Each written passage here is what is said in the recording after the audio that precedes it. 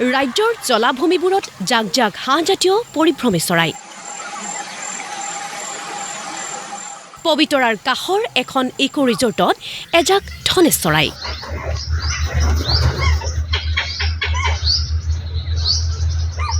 হয়, এয়াই আমি ক'ব খোজা সেই বিশেষ চৰাইৰ জাকটো, মানে ধনেশ চৰাই জাক।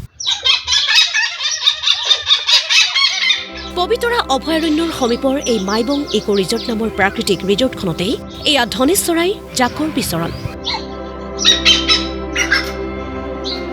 সাম্প্ৰতিক সময়ত অসমত সুলভ হৈ থকা নাই ধনেশ চৰাই। ইতিমধ্যে বিৰল হৈ অহা ধনেশ চৰাই পবিতৰা অভয়াৰণ্যত কিছু দেখিবলৈ পোৱা যায়।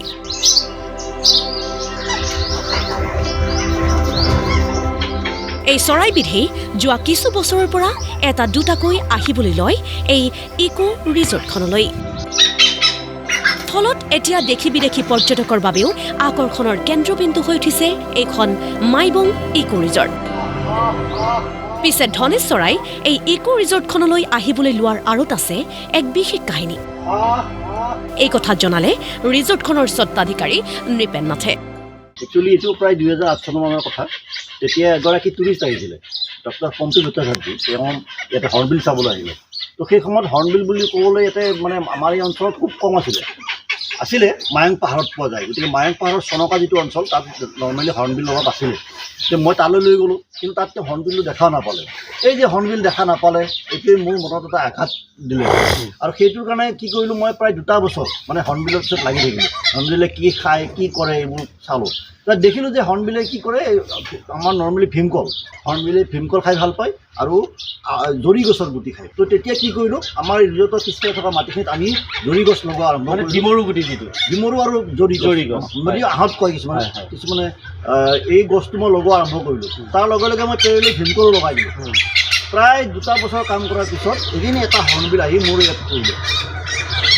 এইখিনিয়েই যাত্ৰা আৰম্ভ। এই 2012 চনৰ পৰা যাত্ৰা আৰম্ভ আৰু আজিৰ তাৰিখলৈ এই বাঢ়ি গৈ প্ৰায় 36 মানে 37টা হৰ্ণবিল ইয়াতে মানে আহিছে।